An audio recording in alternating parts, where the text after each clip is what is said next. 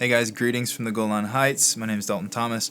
I'm going to do a quick update for you, give you a quick update on what's taking place right now in the Middle East in context to what's taking place in Russia and Ukraine, and particularly what's taking place in Iraqi Kurdistan, the KRG, and the Iranian nuclear deal. It's going to be a rather short session, but later today, in a few hours after this video is posted, there's going to be a longer video that's going to be analyzing the Russia-Ukraine war and the long-term implications of it, both in the Middle East and in the West. It's a much longer, very detailed video. I would encourage you to watch that one. Keep an eye out for it, both on our FAI YouTube channel and on the FAI app. What I wanted to do now is give you a brief update on what happened in the last 24 hours. It's very significant. We have three things taking place right now. Well, there's a billion things taking place right now in the world, but three things in particular that are of worth noting the connection between these things, put it that way.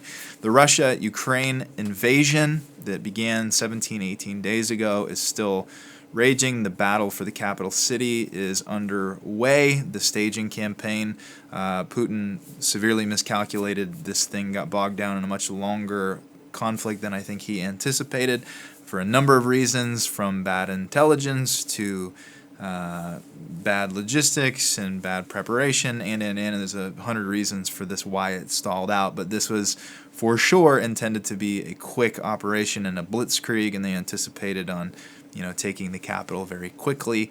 Zelensky, they anticipated, would flee. He didn't flee. The Ukrainians, they would assume, would have buckled under the pressure in the invasion. They did not.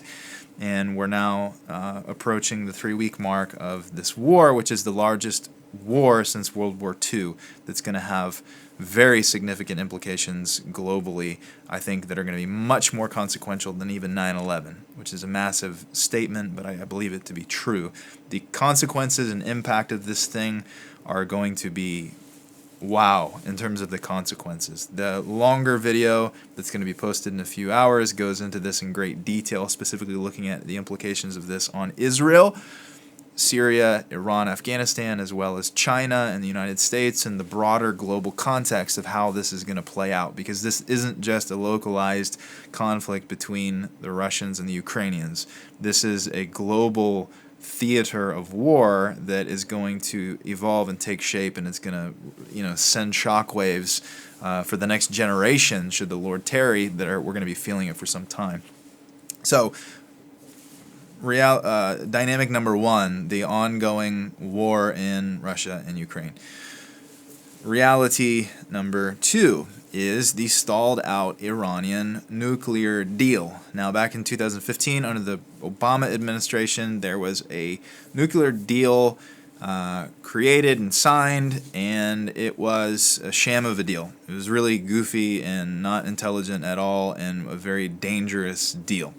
The Israelis were against it then. The Israelis are against it now. Why? Because most of this actually relates to Israel, meaning the Iranian regime is not talking about annihilating, let's say, Portugal. They're not obsessed. It's not a genocidal, apocalyptic regime declaring incessantly that their whole weapons stockpile, nuclear program, defense apparatus is designed at annihilating Portugal. This whole thing is about Israel. The whole thing is about Jerusalem. The whole thing is about this obsession with the land of Israel, Zionism, the city of Jerusalem, and the liberation and conquest of the city that's been defiled by the Jewish invaders and quote-unquote occupiers. So the nuclear deal was really aimed at defending Israel. Now, the ironic thing here is Israel said, this is a bad deal. This is not a good deal. We don't want this deal. This isn't a deal. This puts us at risk. Why? Not just because of the nuclear program, but because there's no provisions in the deal for strategic weapons of a non-nuclear nature, meaning Iran is manufacturing and exporting and shipping strategic weapons all over the Middle East and putting them in the hands of proxy groups all over the Middle East with the sole expressed intention of using them to annihilate the state of Israel when the order is given to strike. That's the big thing. That wasn't even a part of the Iranian nuclear deal. It had nothing to do with that. It had everything to do with the nuclear thing. And the Israelis have been saying from the beginning, hey guys, we can deal with the nuclear thing. We can just tap it and eliminate it overnight. What we're dealing with is a very broad, very widespread initiative of strategic weapons all over the Middle East and proxy forces all over the Middle East. Proxy forces in and out of Iran, in Iraq, in Syria, in Lebanon, in the Gaza Strip, in the West Bank. We're seeing this all over the Middle East. So, what happened? Trump became president, and Trump abandoned the nuclear deal and said this thing is a joke and walked away from it, which was a very good decision because it was a terrible deal. He re-upped the sanctions on Iran and began to ramp up the tension in economic sanctions and also military confrontation. So he smacked the Iranian regime and really has held them at bay over the last 4 years of his administration. Now the Biden administration has come into play and said we want to come back to the table and go back to the deal. Now, part of the deal, there's a bunch of terms in the deal. We don't actually know the full details of what the new version of, we know what the details of the old version of the deal is, but the new version of the deal is being mediated by who? The Russians. And here is the conundrum and the paradox of this whole thing. The United States is leading the way, in some sense, the European Union and NATO in other ways, but Joe Biden is I don't want to give him full credit for it because he's been kind of behind European actors this whole way and then taking credit for it, but never mind. The fact of the matter is he's still imposing brutal economic sanctions against Russia. Meanwhile, Russia is mediating a nuclear deal to give money to the Iranian regime, and Israel's against it. Israel is actually much more in a favorable position with Moscow and Putin and the Russian regime because they have a relationship of interest because they need to have access to Syrian airspace because of Iranian expansionism taking place in the Middle East.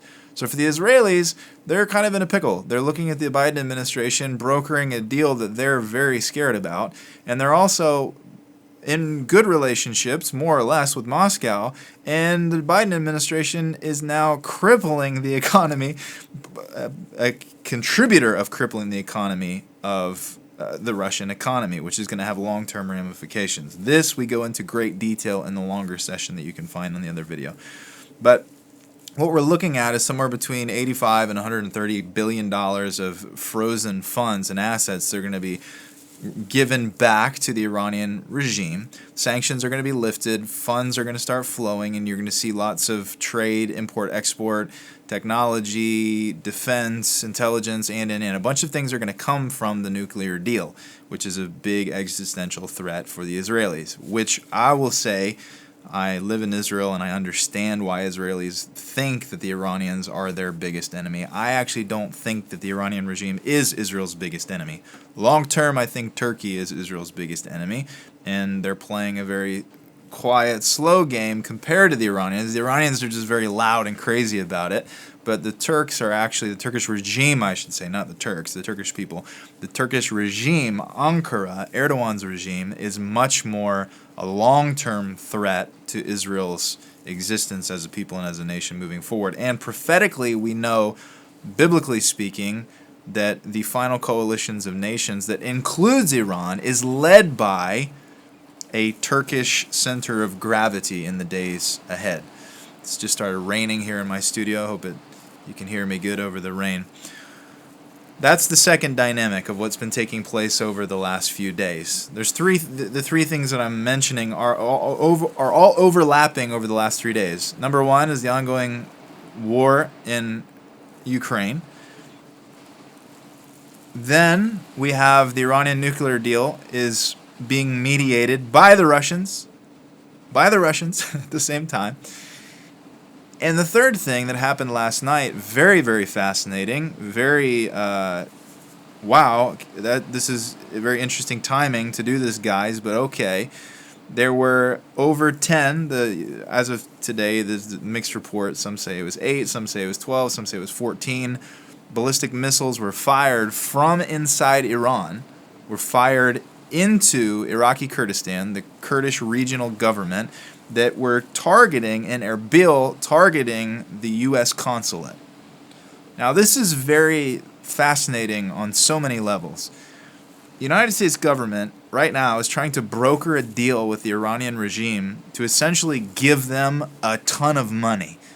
You know, the Obama administration sent pallets of money to the Iranian regime, and the Iranian regime used them to manufacture and export strategic weapons to proxy groups all over the Middle East who want to annihilate the state of Israel. The Biden administration is returning to the table to do that.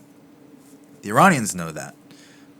And the Iranians just launched strategic weapons that were probably funded by the Obama administration back in 2015, but never mind. Firing strategic weapons to the U.S. consulate in Iraqi Kurdistan, which is at odds right now, trying to, between the beast of the wolves and the bear around them. Meaning you've got Turkey on one hand, you've got the Russians in Syria on the other side, you have the Iranian regime on the other side, and then you have the Iraqis on the other side, and there you have the Kurdish regional government right in the middle.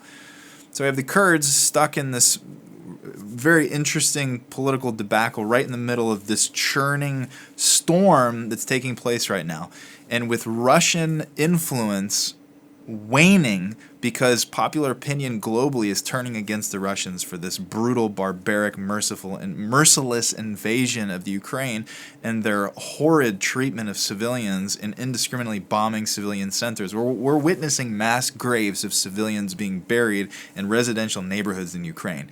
This is galvanizing the West, the democratic world that believes in democratic values. It's galvanizing the EU with the United States and NATO and people who share these values around the world. Even though these relationships have been strained for years and decades, it's actually healing and bringing together broken, wounded relationships in the Western democratic world to stand against a totalitarian, repressive government in Moscow.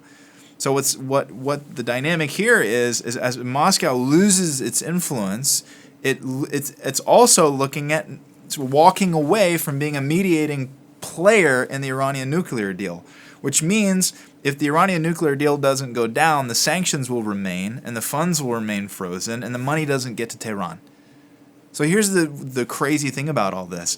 Moscow, because they're under sanctions and they're getting brutalized by the Biden administration, brutalized by the EU, brutalized by every 10 minutes another company deciding to walk away and not do business with Russia anymore. Russia is now saying, hey, if you guys need to ease the sanctions off of us or we're going to walk away from the table. And the Iranians are saying, but we want the sanctions to get lifted off of us too. So now we have sanctions on Russia mediating against lifting the sanctions from Iran so that Iran can make more strategic weapons to target Israel in Lebanon and in Syria and in Iraq and in Yemen and. So Israel's saying, hey, Moscow, we need you guys to keep the skies open so that we can keep striking weapons depots, that we can keep striking military leaders, that we can continue eliminating Iranian expansionism in the Middle East. But the Iranian expansionism in the Middle East is going to be funded by American money that's mediated by Russians who are now being sanctioned by the United States in order to lift the sanctions from Russia so that they can attack Israel. That's a very weird quagmire, but that's what's happening this week. So last night when these rockets were fired, these ballistic missiles were fired from inside Iran, this is a significant escalation of events. Now what's fascinating is that these missiles were launched at exactly the precise time that Qasem Soleimani, the former head of the IRGC, the Iranian Revolutionary Guard, was assassinated a number of years ago under the Trump administration. In other words, they're saying, we're still in the game, this is payback, we stand with Soleimani, his legacy will stand, we're continuing his ambitions. So this is very, very ironic that the Biden administration is trying to make peace with a genocidal regime that is openly attempting to annihilate the state of Israel, and Moscow is brokering the deal, and the Israelis are watching this whole thing. The Israelis are watching Russia teetering on the brink of economic collapse, teetering on the brink of a global catastrophe that's going to send shockwaves through the global food stability, global technology, global information sharing, the cyber war that's going to come from this. The implications of this is staggering. Well, pardon me, I lost power here in the studio here in the Golan. There's stormy winter weather outside, and it's cutting the power line. So I'm gonna. It's kind of a awkward way to end the session, but I think we'll just end it here. These three events are gonna have of this week are, I would say, harbingers or signposts of what the future is going to hold for the nations of the earth in the days ahead. The Russian-Ukrainian war is going to have incredible consequences generationally. In a couple hours, the longer form video will go up. I want to encourage you to watch that video. Secondly, the Iranian nuclear deal is going to have massive implications if the deal doesn't go through or if the deal does go through. It's going to have massive implications if there's Russian mediation or there's not. Because at this stage, one of the bargaining chips for Russia negotiating is that the economic sanctions and this economic warfare would be lifted off of Russia. Now, if Russia decides not to go full bore into this Ukraine thing and back off into a more honorable way to end this conflict, it's going to mean certain things. If Russia continues on the path that it's on of no mercy and we're going to end this thing and we're going all the way and throwing everything at it in the kitchen sink, even if the whole world goes against us, that's going to have implications on the Iranian nuclear deal. It's connected. And the Iranian regime, which is greenlit a missile attack on the U.S. consulate in the middle of the Iranian nuclear deal being negotiated, is a very telling sign of where we're actually at. Now, the dynamic here of how it relates to Israel is of utmost importance because what the United States, what the Russian regime, and what the Iranian regime do in the days ahead are going to have consequences that are going to be larger in their scale and scope and impact of any other geopolitical consequences since World War II. That's a heavy statement, but I believe this is going to far eclipse anything that we saw during the Cold War years, anything we saw in even since 9/11 or the ISIS years. These things are all going to look very small compared to what's coming in the wake of the intersection of these realities taking place on the global stage, particularly in the Middle East. And the wild card in all of this is the regime in Ankara, Erdogan's Turkey, where Turkey will land in all of this quagmire and what side they will take, and where the Chinese land in all of this is going to have massive bearings on the trajectory and shape and evolution of world events over the next number of years and, should the Lord tarry, decades. So we'll end it there. Again, I want to encourage you to go watch the longer form video. It'll be available on the FAI app, and it will also be available here on the FAI YouTube channel. Thanks for watching this, guys. Pray for Kurdistan, pray for Iran, pray for Ukraine, pray for Russia, pray for Israel, pray for the United States of America. It's very heavy days ahead, and the world is watching. Maranatha.